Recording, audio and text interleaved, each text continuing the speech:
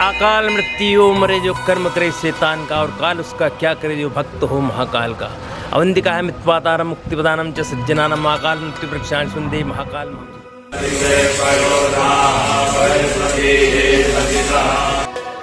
महाकाल उज्जैन के राजा और हम सब उनकी प्रजा हैं, तो महाकाल हमारे भगवान है।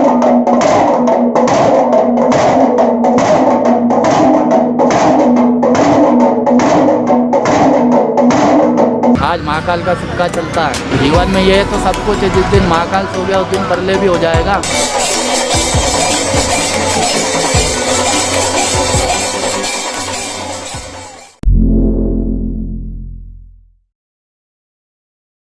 जहाँ पर आकर लोगों की नवाबी खत्म हो जाती है, ये वही जगह है जहाँ पर महाकाल के भक्तों की दीवानगी शुरू हो जाती है। नमस्ते, मेरा नाम है अभिषेक और आप देख रहे हैं मेरा चैनल वंडर अभिषेक। मैं हूँ महाकाल की नगरी अवंतिका उर्फ उज्जैन में, और उज्जैन में हम हैं महाकाल मंदिर, महाकालेश्वर मंदिर, या फिर 12 ज्योतिर्लिंगों में से एक मंदिर महाकालेश्वर के सामने। ये मंदिर कितना पुराना है, इस मंदिर की क्या महत्ता है, और इस मंदिर के अंदर से लेकर ऊपर आभा मंडल तक का सफ़र और नज़र कैसा है, हम यही जानेंगे, समझेंगे और देखेंगे कि महाकाल की जो महिमा है मंदिर से लेकर ऊपर के आभा मंडल तक कैसी है।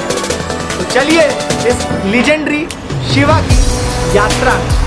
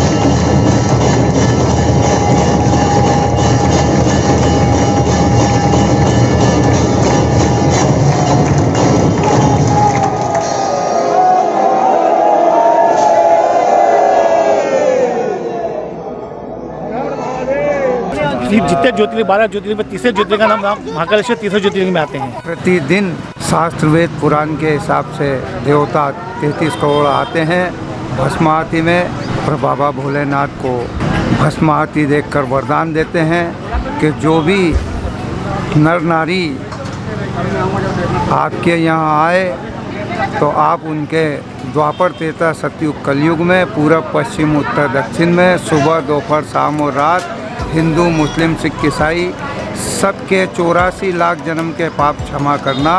ये जो मंदिर है वो सबका मुँह पूरे पश्चिम होता है। ये एक जो है दक्षिण मुखी जिसका तांत्रिक क्रिया में बहुत महत्व है, इसलिए लोग यहाँ ज़्यादा आते हैं। महाकाल उज्जैन के राजा हैं और हम सब उनकी प्रजा हैं। तो महाकाल हमारे भगवान हैं जो हमको सब देते हैं, लेते हैं, हमारे दुख शेयर बांटते हैं। 3.5 काल में कोई महाकाल ही है बड़ा। यहाँ कोई राजा महाराजा नाइट स्टे नहीं करता है। इस नगरी का प्रमुख राजा महाकाल। यहाँ पर उद्योग धंधा कोई फैक्ट्री वगैरह नहीं है, कोई बिजनेस नहीं है, लेकिन सबसे बड़ा बिजनेस राजा महाकाल का दरबार है। जो बाहर के व्यक्ति आते हैं उससे पूरा शहर चल रहा है। सारी होटलें चल रही, सारे ऑटो वाले चल रहे, सारे मैजिक वाले चल रहे, सारे पंडे पुजारी और सिपरा तट पर जो भीड़ रहती है वो बाबा महाकाल के कारण रहती, बाकी अन्यथा कोई भीड़ नहीं रहती। महाकाल आके हम पाते हैं कि हम ईश्वर से जुड़े हुए हैं और वही हमें शब्द देते हैं। यहाँ एक मन की शांति मिलती है। इस भागदौड़ भरी दुनिया में आप खुद को जानने के लिए क्या चाहेंगे? एक मंदिर जहाँ पे आप मंदिर क्यों जाते हैं? शांति के लिए। आप चाहते हैं कि आप अपनी सारी परेशानियाँ किसी को बताएं और आपको समाधान मिलेगा, इसकी गारंटी क्या है? लेकिन आप जब महाकाल आते हैं तो आपको विश्वास रहता है कि मेरी सारी परेशानियों का अंत यहाँ पे हो जाएगा। बाकी जैकी रही भावना जैसी प्रभु मुहूर्त देखी दिन जैसी, तो जिसमें जैसा भाव उत्पन्न होगा वैसा ही उसको दृश्य दिखेगा। मेरा खुद का कमज़ोर दिल है, मैं खुद मंदिर में आके रोने लग जाता हूँ। कमजोर क्यों नहीं आएंगे? महाकाल तो सबका निर्माण करते हैं। कमजोर से तो शक्ति मिलेगी, कमजोरों को शक्ति मिलेगी।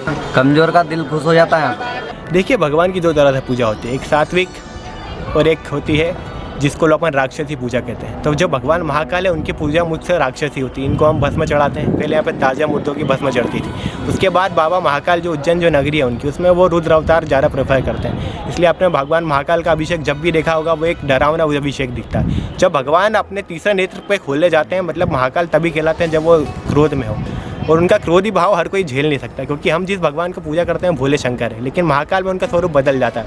महाकाल में वो कालों के काल हो जाते हैं। जब वो महाकाल बनते हैं तो उनके लिए उनके साथ भैरव भी आता है, जो भैरव बस किसी का विनाश के लिए होता है। इसलिए बाबा महाकाल में कमज़ोर दिल वाले ना आए, क्योंकि वो उनका रुद्र अवतार देख के घबराएंगे। और बाबा महाकाल का श्रृंगार हमेशा ऐसा ही होता है। आपको कभी भी ऐसा नहीं दिखा कि भगवान को सुंदर बनाया गया है। उन्हें हमेशा डरावना ही बनाया जाता है, क्योंकि महाकाल का काम ही है काल को हराना। और काल मतलब विनाश। विनाश को रोकने के लिए भगवान को विनाशकारी रूप ही धारण करना पड़ेगा। ऐसा कुछ नहीं है, तो सब मन का वहम है। जन्म ले लिया उसके बाद तो आपको सब कुछ मिल ही जाएगा। काम, मोक्ष, ये सारी चीज़ें आप हर बार यहीं पालोगे। लेकिन उसके बाद क्या करोगे? उसके बाद आपको मोक्ष ही। एक समय आएगा जब आपकी हर चीज़ से लालसा हट जाएगी। आपका काम, आपकी जवानी हमेशा नहीं रहेगी, आपका पैसा हमेशा नहीं रहेगा, पर आपका धर्म हमेशा रहेगा। तो आप चाहते हैं कि आप इस लाइफ सर्कल से निकल जाएं और मोक्ष की प्राप्ति करना चाहते हैं तो आपको महाकाल आना पड़ता है।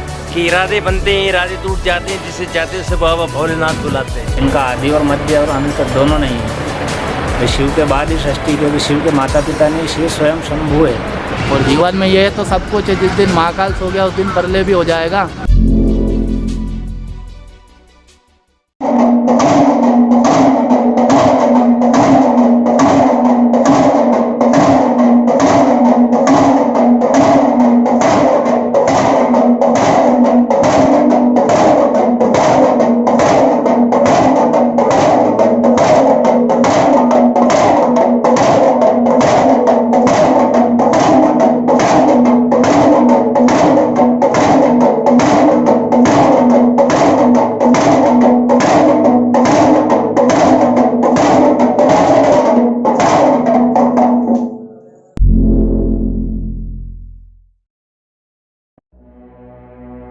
मेरे मन और इस मंदिर से लेकर महाकाल तक की यात्रा ऐसी थी।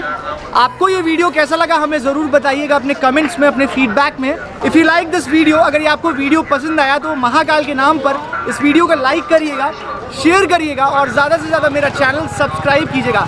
तब तक के लिए बाय नहीं रहेगा, जय महाकाल रहेगा। जय महाकाल।